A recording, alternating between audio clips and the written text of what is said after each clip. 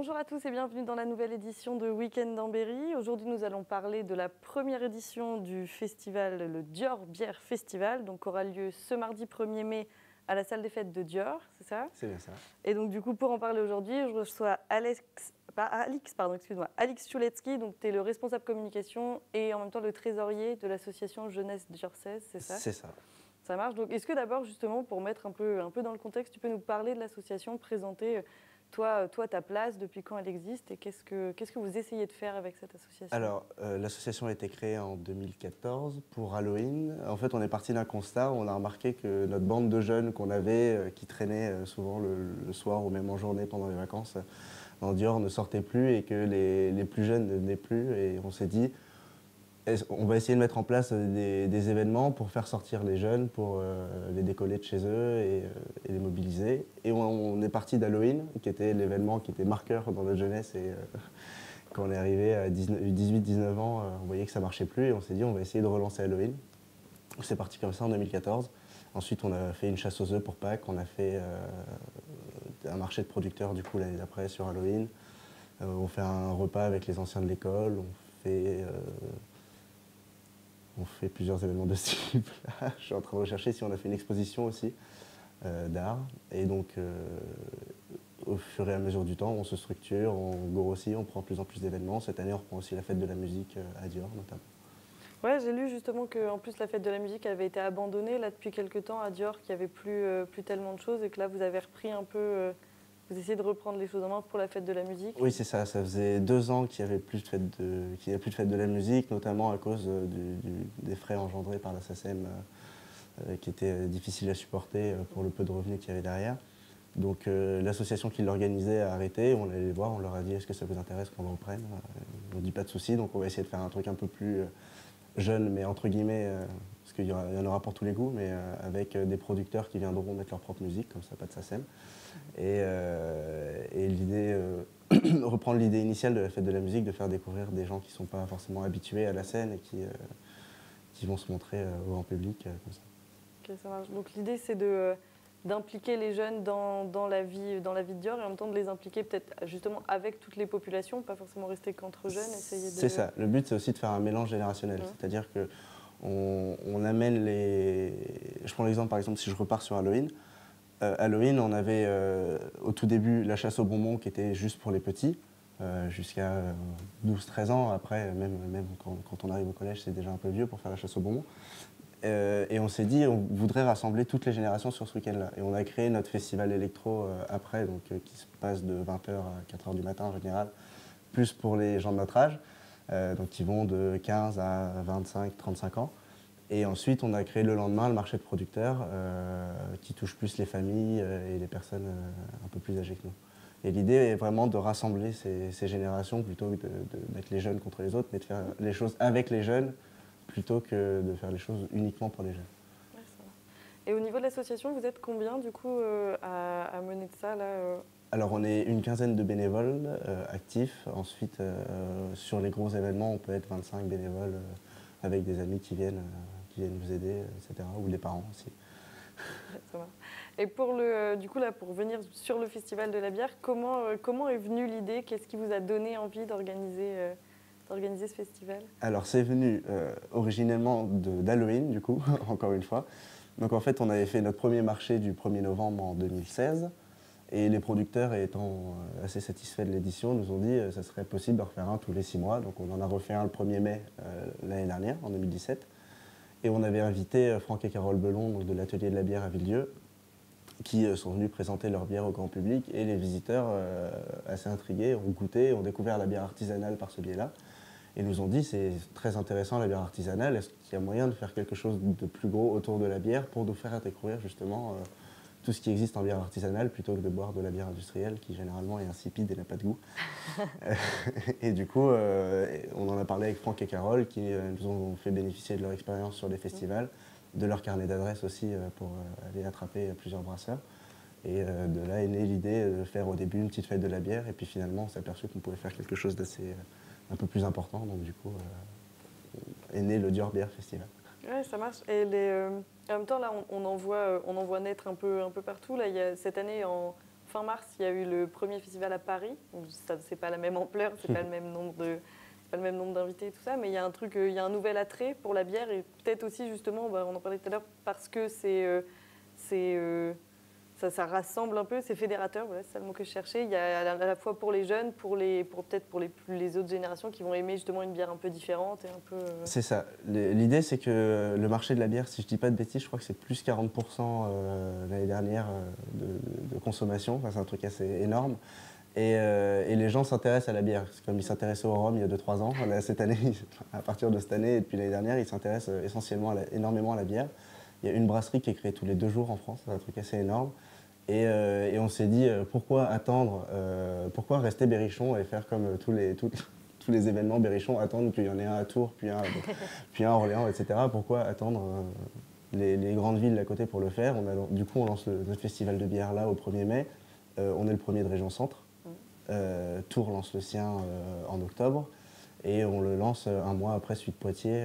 Donc du coup, c'était calé en même temps, quoi, à peu près. Et il me semble que Lille, qui pourtant est une région assez consommatrice, Lille lance son premier festival de bière aussi cette année sur le territoire, ce qui est assez intéressant. Alors certes, c'est pas du tout la même ampleur, hein, mais on essaye d'amener un peu cette innovation et cette nouveauté dans le Berry en se disant, voilà, le Berry, c'est pas que Georges Sand et les sorcières, c'est aussi des événements qui se veulent dynamiques, quoi. Du coup, vous êtes allé chercher des brasseurs un peu, quand même, à peu près dans la région centre. Vous êtes allé un peu plus vers. Il y en a qui sont vers Versailles, quelque chose comme ça, je Oui, crois. alors on a. Notre base de recherche initiale était sur les départements limitrophes à la région. À l'Indre, pardon, plus les 2 départements, le Loiret et l'Eure-et-Loire de région centre. Ce qui fait que sur les 14 brasseurs, on en a 11 qui viennent de ces départements-là. Et on a été contacté par 2 brasseries de l'Essonne et une brasserie du Lot-et-Garonne qui nous ont demandé si elles voulaient venir. Et bien, notre porte est ouverte à tout le monde, donc du coup, bien sûr, on les accueille. D'accord, vous avez même eu, oui, vous avez réussi à faire une communication assez fonctionnelle pour que des gens vous demandent de pouvoir participer à votre festival. Oui, c'était quelque chose d'assez impressionnant d'ailleurs. On s'y attendait pas forcément, mais on a une grosse base de données de démarchage où on avait 50-60 noms de brasseries limitrophes à l'Indre. Et on n'a même pas pu démarcher tout le monde, étant donné qu'on voulait se limiter à 15, là on est à 14. On a arrêté de démarcher quand on est arrivé à 11, on s'est dit de toute façon elles vont venir d'elles-mêmes. Et du coup, oui, l'événement a été assez retentissant, notamment sur Facebook, avec la venue de Cyril Hubert aussi, le parrain du festival, qui est sommelier en bière français, qui était représentant de la France au championnat du monde de biérologie. Donc qui vient faire des dégustations sur le festival et qui du coup ramène un nom, enfin, nous permet de nous classer dans les véritables événements de bière. Et puis en plus, on est classé sur des magazines spécialisés comme Bierissima, comme j'ai plus les noms en tête, mais sur des magazines spécialisés de la bière, ce qui fait que les gens qui s'y connaissent et qui s'intéressent vraiment à ce milieu voient à côté du Lyon Beer Festival, il y a Dior Beer Festival, c'est un truc assez sympa pour nous. Ouais, j'imagine. L'idée donc de l'événement, ça va être justement de présenter, c'est uniquement des bières artisanales et de boire du coup des choses un peu différentes, faire découvrir en fait la bière artisanale à ceux qui connaissent pas. C'est ça, il y a plus de 75 bières sur le festival, qui est ouvert de 9h à 18h, donc on a calculé, ça fait en moyenne une bière toutes les 8 minutes, si on veut toutes les découvrir, donc bien entendu le but n'est pas de toutes les découvrir, mais on a cette volonté, voilà, que les personnes qui aiment la bière, alors on veut toucher tout le monde, on veut toucher les personnes qui aiment la bière et qui sont déjà allées sur ce genre d'événement, qui vont aller découvrir les bières de brasseurs qui ne sont jamais allés sur ce genre d'événement et qui sont locaux et qui profitent du fait que ce soit local pour s'exposer et pour justement montrer leur bière à tout le monde. On va avoir les gens qui connaissent absolument pas la bière artisanale et qui généralement la première fois qu'ils vont la goûter, ils vont se dire c'est bizarre, elle a du goût.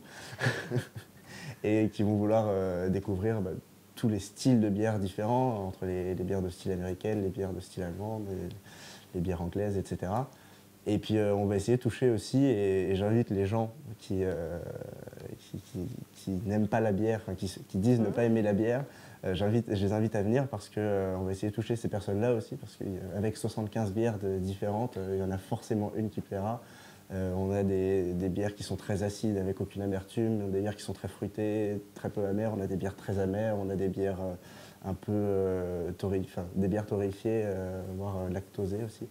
Donc notre but est vraiment d'essayer d'amener tout le monde sur la bière, de manière à ce que tout le monde puisse se dire ah oui, en fait, j'ai trouvé une bière que j'aime bien, au moins une. D'accord. Et pour ceux qui connaissent un peu les brasseurs de l'Indre, vous en avez 2 dans l'Indre? C'est ça. Donc on a l'atelier de la bière à Villedieu, qui était anciennement à Issoudun, et la brasserie du Luma, qui est sur Orsène, et qui avait un bar à Cluy avant, d'où le nom de la brasserie du Luma d'ailleurs. D'accord, ok. Et est-ce que vous savez déjà lesquels ils vont amener? Est-ce qu'il y a eu une communication pour savoir un peu entre les brasseurs qui amenaient lesquelles bières, ou est-ce qu'ils avaient... Alors globalement, tous les brasseurs ramènent toutes leurs bières. Ouais. Nous, on n'est pas sélectif là-dessus, c'est-à-dire que voilà, les brasseurs qui veulent venir avec leurs 15 bières, s'ils en ont 15, viennent avec leurs 15 bières. Ceux qui en ont que 2 viennent avec leur seul 2 bières. On laisse l'ouverture on laisse la liberté à tout le monde de venir avec les bières souhaitées. S'il y a 14 brasseurs et 14 blondes qui sont présentes, ça fait 14 blondes différentes. Ouais. Et du coup, tout le monde pourra trouver la blonde qu'il préfère parmi les 14. Et pareil pour tous les autres styles de bière.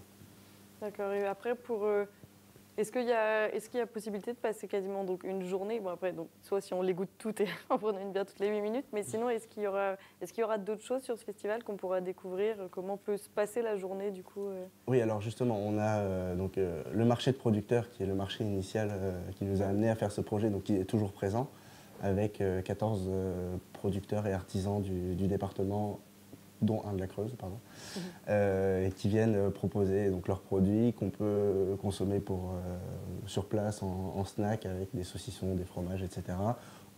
ou qu'on peut emporter parce que c'est des produits d'une qualité qui est quand même assez importante.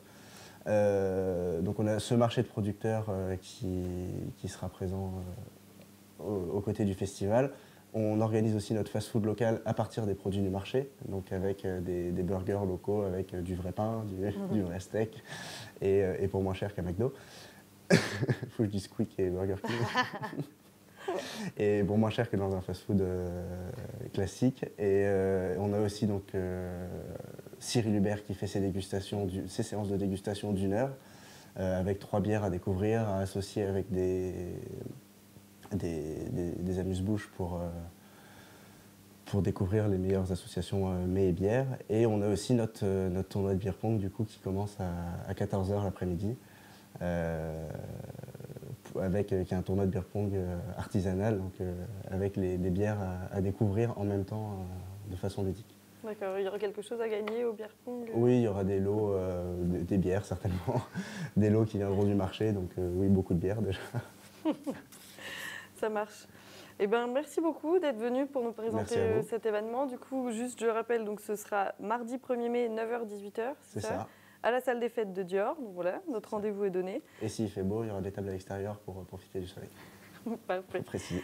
Si vous cherchez d'autres idées pour votre week-end, voici l'agenda. Merci beaucoup et bonne soirée.